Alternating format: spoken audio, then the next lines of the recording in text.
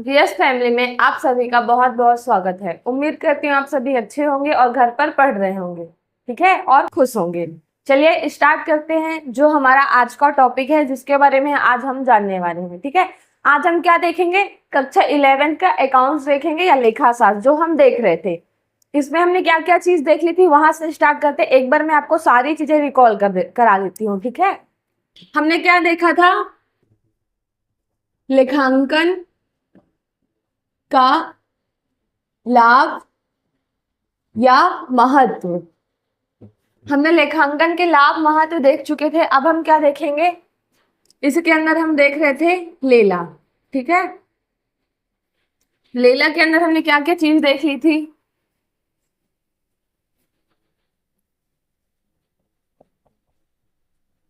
हमने व्यापारियों को लाभ देख लिया था, व्यापारियों का लाभ।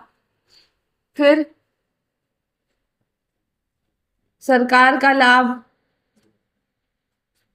इसी में हम देखेंगे विनियोजकों का लाभ।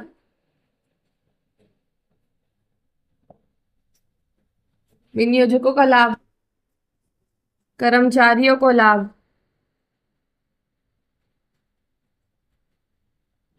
एक हमारा जो लास्ट है उपभोक्ता। ठीक है, उपभोक्ता या फिर उपभोक्ताओं को लाभ। हमने जो व्यापारियों के लाभ में क्या क्या चीजें देख ली थी, मैं आपको एक बार यहाँ लिख दे रही हूँ जिससे आपको मालूम हो कि आपने क्या क्या चीज देख ली थी। और आपने वीडियो को हमारी शेयर भी की होगी। ठीक है, आपको समझ में आया होगा पूरा टॉपिक, तो आप वीडियो को शेयर भी करते जाइएगा। इसमें हमने क्या देखा था? कर निर्धारण। ठीक है, फिर स्मरण शक्ति। फिर क्या देखा था? न्यायालय, न्यायालय में प्रमाण। व्यापार बेचना, व्यापार बेचने सहायक या सहायकता। और क्या देखा था? वसूली, सॉरी, ऋणों की वसूली। ऋणों की वसूली देखा था। और क्या देखा था? कर्मचारियों का लाभ, कर्मचारियों का लाभ या कर्मचारियों में निर्णय लेने की स्थिति, लाभ हानि। हमने इसी में लाभ हानि देखा था। और क्या देखा था? मतभेद की स्थिति, निर्णय कि कंपनी का मालिक जब कभी भी मतभेद हो जाएगा तो उस स्थिति में किसका सपोर्ट करेगा और किस प्रकार से करेगा। और फिर एक लास्ट जो हमारा था तुलना, किसी भी दो चीजों में तुलना करना। तुलना करने के लिए क्या होना चाहिए? दो चीजें आपकी होनी चाहिए। देखिए, ये तो हमने व्यापारियों के लाभ देखा था। अब हम यहाँ पे क्या देखेंगे? ये सारे चीज से व्यापारी लोगों को लाभ होता था। कर से, न्यायालय से, व्यापार से, ऋणों से, कर्मचारी से, लाभ से तो ऑब्वियसली होगा। अब हम देखेंगे सरकार को कैसे लाभ होते हैं व्यापार से। ठीक है, चलिए स्टार्ट करते हैं। अब हम देखेंगे जो बिजनेस है हमारा, उसमें सरकार को कैसे लाभ होगा। अभी तक हमने क्या देखा कि व्यापारी को कैसे लाभ होता है। अब देखते हैं सरकार को। अब देखिए, कोई भी देश के अंदर बिजनेस चल रहा हो तो सरकार उससे क्या करती है? कुछ कर वसूल करती है। तो हम यहाँ पे क्या देखेंगे? करारोपण की शक्ति, या इसी में करारोपण की टैक्स की सुविधा क्या होती है। अब देखते हैं कर और रोपण का क्या मतलब है। जो हमारी सरकार है वो क्या करेगी? टैक्स को या कर को किससे लेगी? उद्योगों से या फिर व्यापारियों से। ठीक है, व्यापारियों से। और इनका जो माध्यम होगा वो क्या होगा? आधार क्या होगा?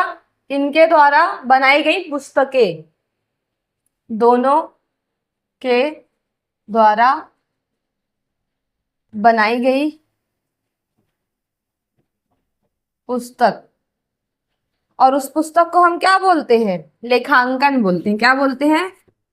इस पुस्तक को हम क्या बोलते हैं? लेखांकन। देखिए, जो भी हमारा सरकार है वो क्या करेगा? टैक्स वसूलेगा। वसूली भाई है ये। जो सरकार है क्या है, वसूली भाई है, क्या करेगा, टैक्स लेगा। किससे लेगा, उद्योगपति से लेगा, और जिनका व्यापार होगा या फिर जो व्यापारी होंगे। और किस माध्यम से टैक्स लेगा, उन्हीं के द्वारा बनाई गई पुस्तक से, जिसे हम क्या बोलते हैं, लेखांकन बोलते हैं। बही खाता भी हम इसे बोल सकते हैं।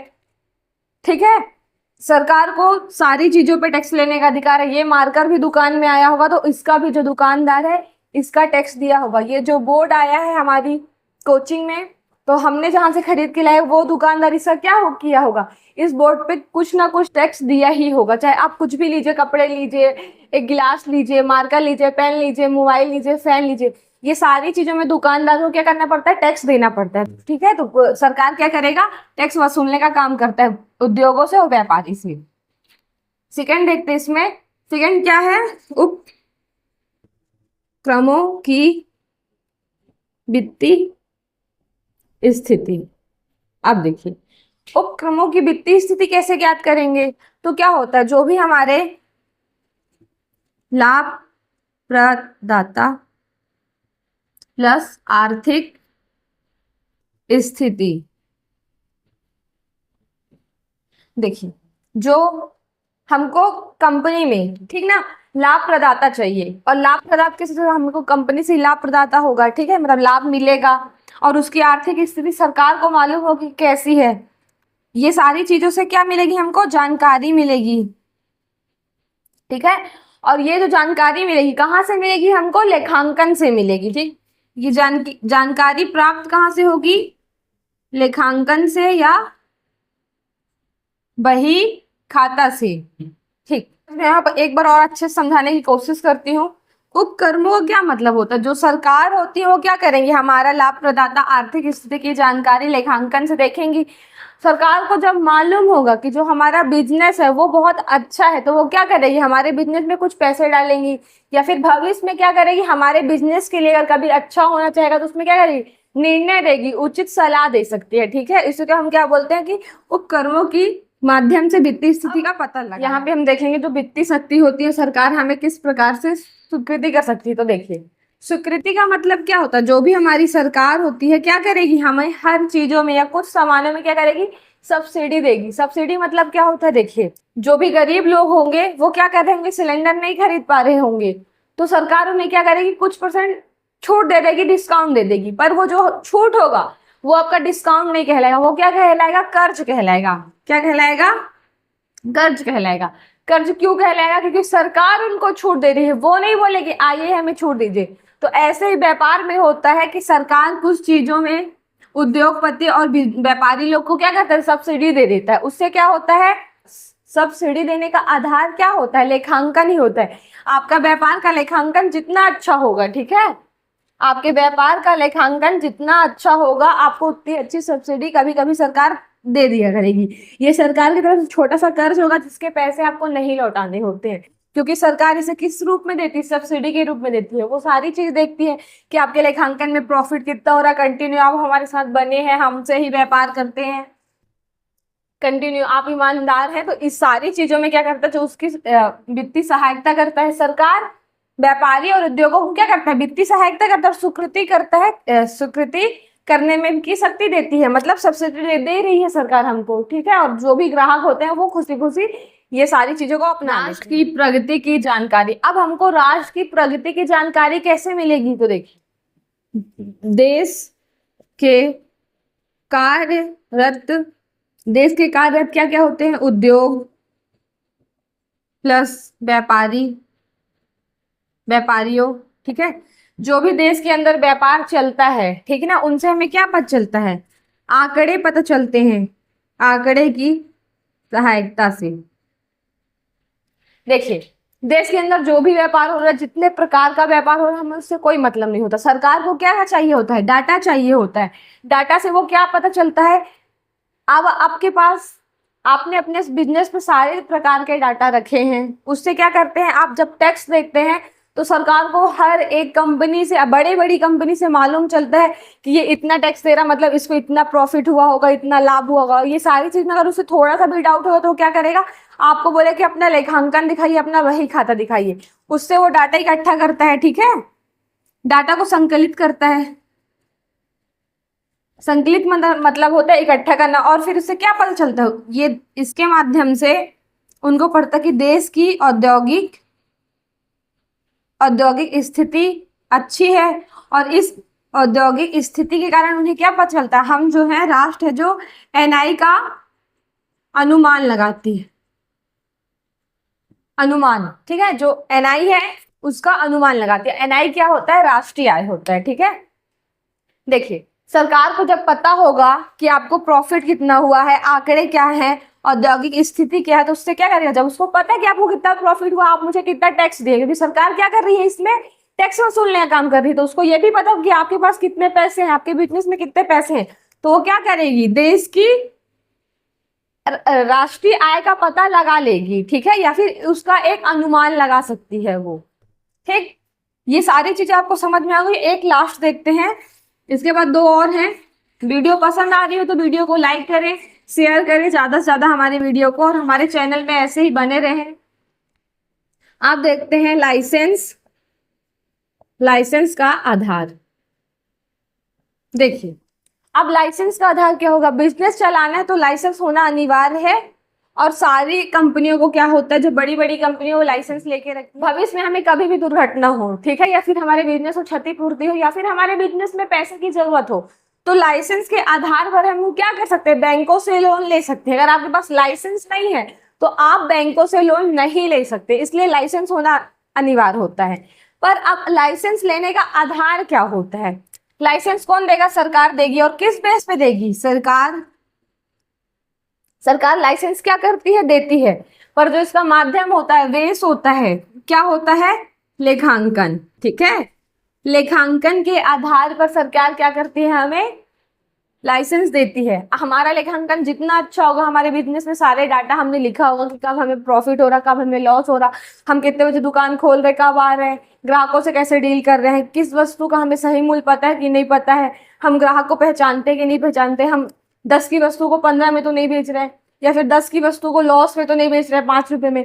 ये सारी चीजें वो देखता है, तब आपको देखता है कि ये व्यक्ति जो क्या है, योग्य है बिजनेस चलाने में, इसका अच्छा हाथ है, या फिर ये बिजनेस को अच्छे से डील कर सकता है, इसका प्रॉफिट हो रहा है, प्रॉफिट 2023 में इतना, 2024 में इतना, 2025 में इतना, मतलब मैं इसको लाइसेंस दे दूंगा तो कहीं ना कहीं मुझे भी प्रॉफिट होगा और ये जो कंपनी और भी अच्छे से काम करेगी। तो लाइसेंस देने का आधार क्या होता है, लेखांकन होता है। और कौन देगा, सरकार देगी, ठीक है।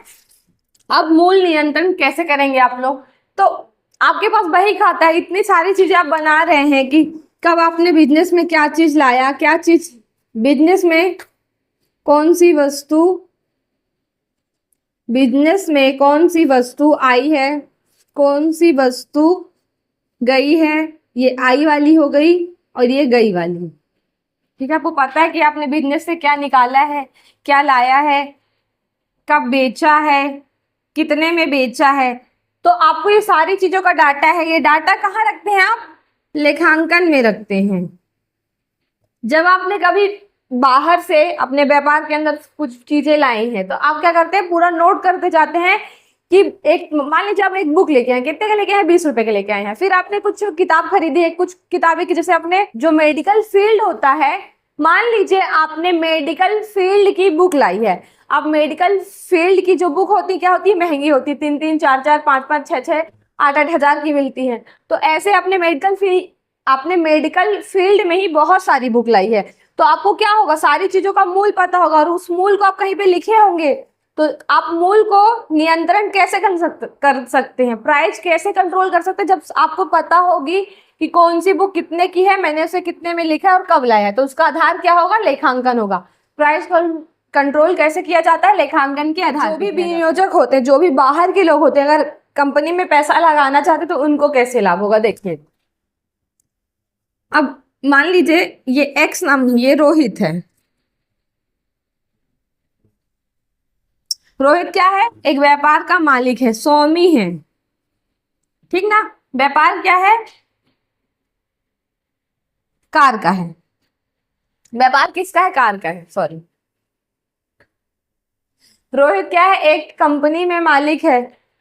व्यापार आप कोई भी मान लीजिए, ठीक ना, पुस्तक की मान लीजिए, डेयरी मान लीजिए, दुकान मान लीजिए, पान मान लीजिए, फुल्की चाट मान लीजिए, आप जितना अच्छा व्यापार सोच सकते हैं, रोहित उस व्यापार का क्या है, मालिक है। अब रोहित क्या करेगा, जो भी बाहर के लोग होंगे, जो जिनके पास बहुत सारे पैसे होंगे, जिनके जो भी जैसे ऐसे व्यापार में क्या करते हैं, इन्वेस्ट करते हैं, पैसे लगाते हैं, तो उनसे रोहित बात करेगा कि आइए माँ कसम मेरी कंपनी बहुत अच्छी है, मुझे आप 20 लाख दे दीजिए, 10 लाख दे दीजिए, 5 लाख दे दीजिए, मैं आपको 21 दिन में क्या कर दूंगा, पैसा डबल करके दे दूंगा। तो जो बाहरी लोग होंगे वो रोहित पे भरोसा ही नहीं करेंगे। क्यों नहीं करेंगे, बोलेंगे ये कैसे बोल रहे हैं, माँ कसम के बेस पे कौन यहाँ दोस्त 10 रुपए नहीं दे आपको, जब भी आप उनको एक डेट नहीं दे कि मैं आपको इस डेट में रिटर्न कर दूंगा और इतना रिटर्न कर दूंगा। तो ये तो रोहित है, ऊपर से 21 लाख मांग रहा है, 20 लाख मांग रहा है, और क्या बोल रहा है कि 20 दिन में या 21 दिन में डबल करके दे दूंगा। तो इस बेस पे कोई भी रोहित को पैसा नहीं देगा। उसका आधार क्या होना चाहिए, लेखांकन होना चाहिए, लेखांकन होना चाहिए। जितने भी लोग होते हैं वो क्या करते हैं, सबसे पहले लेखांकन देखते हैं, फिर उस कंपनी में पैसे इन्वेस्ट करते हैं, देखते हैं कि लेखांकन कैसा है, इसका प्रॉफिट कितना हो रहा है, इसको लॉस कितना हो रहा, ये हर व्यक्ति का जो पेमेंट करता है वो कितना करता है, इसकी बिजनेस कब से चालू है, जो भी इसका व्यापार है कब से चालू है, लाइसेंस है कि नहीं है इसके पास, ये अच्छा व्यक्ति है कि नहीं है, जो भी व्यक्ति से इससे पहले भी कंपनी में कुछ इन्वेस्ट किए हैं उनको ये पैसा दे रहा है कि नहीं दे रहा, और मुझसे बोल रहा है डबल करके दूंगा, तो उन लोगों को भी डबल दिया है कि नहीं दिया। ऐसी कोई योजना वो पहले भी निकाला था कि अभी पर चले 21 लाख ले, 20 लाख ले, और 21 दिन में डबल के चक्कर में 20 भी गया, 40 भी नहीं आया। तो ये सारी चीजें क्या है, जो भी कंपनी में पैसे लगाएंगे वो क्या देखेंगे, आपके लेखांकन को देखेंगे, बही खाता को देखेंगे। ऐसे ही होता है विनियोजकों को लाभ। अब हम देखेंगे कर्मचारियों को लाभ कैसे होता है, देख लीजिए। यही समझिए, रोहित को बिजनेस में क्या हुआ, प्रॉफिट हुआ। मान लीजिए कोई व्यक्ति है एक्स नाम का, क्या कर रहा है यहाँ पे, रोहित को पैसा दे रहा है कि आप मेरा पैसा बिजनेस में लगाइए, जब भी आपको प्रॉफिट होगा आप मुझे इससे मेरा प्रॉफिट दे दीजिए। या फिर आपने हो सकता है ये लोग ने किया हो कि 10 दिन में आपको 10,000 दूंगा, मुझे चाहे प्रॉफिट हो चाहे लॉस हो, पर मैं आपको 10 दिन में 10,000 दूंगा। तो यहाँ पे क्या हो सकता है, मान लीजिए रोहित को प्रॉफिट हो गया। अब प्रॉफिट तो रोहित को अकेले नहीं होगा, क्योंकि रोहित की कंपनी बड़ी है, बहुत बहुत बड़ी है। तो यहाँ पे क्या होंगे, वर्कर्स होंगे, ठीक है, कर्मचारी होंगे, कुछ तो लोग होंगे ना यहाँ। और लोग क्या करते हैं, चार बातें करते हैं, तो अपने आप में ध्यान दीजिए आप, और रोहित भी, क्योंकि रोहित क्या करेगा, आपको पैसे देगा। देखिए ये लोग हैं कंपनी में, मान लीजिए 5 लोग हैं, इसमें सबसे पहले क्या होता है, कंपनी में आपको कैसे लोग चाहिए होते हैं। मान लीजिए रोहित बहुत अच्छा बिजनेस कर रहा था, ठीक है, इसकी कंपनी में कुछ पार्टनर्स भी थे, या फिर कुछ रोहित ने मतलब अपने काम के लिए या फिर बिजनेस को ये नहीं चला पा रहा था, तो रोहित क्या कर रहा था, कुछ लोगों को रखा था जो आसपास के अच्छे थे, जो इसके हिसाब से थोड़ा सा काम करते थे और जो रोहित से सीख रहे थे, ठीक है, जो रोहित से सीख रहे थे। अब क्या किया, रोहित को अच्छा हुआ, वो देख रहे हैं कि रोहित को जो बिजनेस है अच्छा प्रॉफिट हो रहा है, हम भी ऐसा सेम बिजनेस खोलते हैं और क्या करेंगे, प्रॉफिट गेन करेंगे। तो क्या होता है, जब भी रोहित को 21, मान लीजिए रोहित को अच्छा प्रॉफिट हो गया 2 साल, तो ये जो भी यहाँ पे जो भी एक्स नाम का व्यक्ति है, ठीक है, जो भी एक्स नाम का व्यक्ति है, ये क्या करेगा, तो दिमाग लगाएगा एक्स्ट्रा वाला कि चलता हूँ मैं भी बिजनेस खोलूंगा, पैसा निकालूंगा और सब ऐसे ही सेम बिजनेस करूंगा। तो ये क्या हो गया, धोखेबाजी हो गया। ये जो व्यक्ति था ईमानदार ही नहीं था, इसमें ईमानदारी ही नहीं थी। एक्स नाम का व्यक्ति ईमानदार नहीं था। बिजनेस में हम कोई सा भी बिजनेस करें, अगर ईमानदार लोग नहीं है तो वो बिजनेस नहीं चल सकता, वो एक ना एक दिन डूबेगा ही डूबेगा। ये जाए, अगर ये ईमानदार भी नहीं है, छोड़ के जा रहा है, तो भी हमें 1-2 दिन लगेंगे। इसके जगह हम किसी नए व्यक्ति को लेके आएंगे, उस पर उतना ट्रस्ट करेंगे, उसको काम समझाएंगे, हमारा क्या होगा, 1 हफ्ते तो हमको लॉस होगा, कंपनी को तो लॉस ही होगा। मान लीजिए अभी तक आप क्या करते थे, चरखे से कपड़े बनाते थे, तो इसमें क्या लगता था, बहुत टाइम लगता था। उसके बाद जो पुराने लोग थे उनको चरखे में तो आदत थी, फिर क्या किए आप लोगों ने, क्या किया, दूसरी टेक्नोलॉजी आ गया, आप कुछ कपड़े बनाने की नई मशीन आ गई, तो उसको भी कुछ लोग क्या कर रहे हैं, देख रहे हैं। तो जो काम का जो ये कपड़ा बनना था 1 हफ्ते तो रुका ना, क्योंकि अभी कुछ लोग तो सीख रहे थे, वो देख देख के सीख रहे थे, काम नहीं कर रहे थे। पर जो कंपनी का मालिक हो रहा था उनको सीखने का भी पैसा दे रहा था, क्योंकि वो उसके कर्मचारी थे। तो टाइम लगा 1 हफ्ते, तो कहीं ना कहीं मालिक को लॉस हुआ। तो कंपनी में क्या, कौन से लोग होने चाहिए, ईमानदार लोग होने चाहिए, ठीक है। अब आते हैं, वो तो हो गई ईमानदारी की, कंपनी में सारे लोग क्या हैं, ईमानदार है। वो एक्स नाम का व्यक्ति ईमानदार रहा हो नहीं रहा हो, मुझे उससे कोई मतलब नहीं है। आप क्या करते हैं, 5 लोग हैं, कंपनी को अच्छा प्रॉफिट हुआ है, हम यहाँ पे क्या कर रहे थे, प्रॉफिट कर रहे थे, किसके आधार पर, लेखांकन के आधार पर। अब कर्मचारियों को लाभ कैसे होगा, ये सारे क्या है, कर्मचारी हैं, इनको प्रॉफिट कैसे होगा, कंपनी को अगर प्रॉफिट हो गया है तो जो भी कर्मचारी होंगे क्या करेंगे, अपने मालिक रोहित से बोलेंगे सर हमने आपके लिए अच्छा काम किया, अपना टाइम दिया है, अपना समय दिया है, ईमानदार भी हम हैं, तो आप हमें क्या कर दिया, तो कमीशन के रूप में थोड़ा सा पैसा दे दीजिए, भत्ते के रूप में दे दीजिए, या फिर हमारी सैलरी को थोड़ा सा बढ़ा दीजिए। मान लीजिए कोई व्यक्ति यहाँ पे 20,000 कमा रहा है, तो बोलेंगे सर आप मेरे को हर मंथ कितना दीजिए, 22,000 दीजिए। तो ये क्या कर सकते हैं, यहाँ पे कर्मचारियों को लाभ हो गया, माध्यम कोई भी हो, कर्मचारियों को लाभ होना चाहिए, चाहे वो गिफ्ट के रूप में हो जाए, भत्ते के रूप में हो जाए, कमीशन के रूप में हो जाए, सैलरी के रूप में हो जाए, या फिर कोई इसको कोई नई पोस्ट दे दी जाए, उसको प्रॉफिट इस हिसाब से हो जाएगा। और ये जो भी लोग होते हैं प्रॉफिट के बाद क्या होते हैं, मांग करते हैं अपने मालिक से कि हमने अच्छा काम किया है, ये हमारा हक है, हमको इसकी जरूरत है, ये हमारी डिमांड है, आप इसको फुलफिल कीजिए। ठीक है, होप ये सारी चीजें आपको समझ में आ गई, और कुछ समझ में आया चाहे ना आया, ईमानदारी जरूर समझ में आ गई होगी। अब जो हमारा लास्ट बचता है वो क्या है, उपभोक्ता को लाभ। अब उपभोक्ता को कैसे लाभ होता है, देखिए जो भी कस्टमर होते हैं, ठीक है, यही भी बता, जो भी कस्टमर होते हैं हमारे, देखिए जो भी दुकान के अंदर सबसे पहले जो मालिक होना चाहिए उसको सारी चीजें पता होनी चाहिए कि उचित मूल्य कितना है, उचित लागत क्या है, उचित लागत, उचित मूल्य। मान लीजिए आप एक फोन ले रहे हैं, मैं कस्टमर हूं, मुझे एक फोन पसंद आया, अब फोन की जो वैल्यू है कितनी है, 40,000 है, पर मैं उस फोन को अगर 41,000 में ले लूं तो क्या मुझे प्रॉफिट होगा, नहीं होगा। ठीक है, इस फोन को मैं देख रही हूँ कि इस फोन में फ्यूचर अच्छे हैं, इस फोन का रैम अच्छा है, जीबी अच्छा है, 5G फोन है, और मुझे कितने में मिल जाए,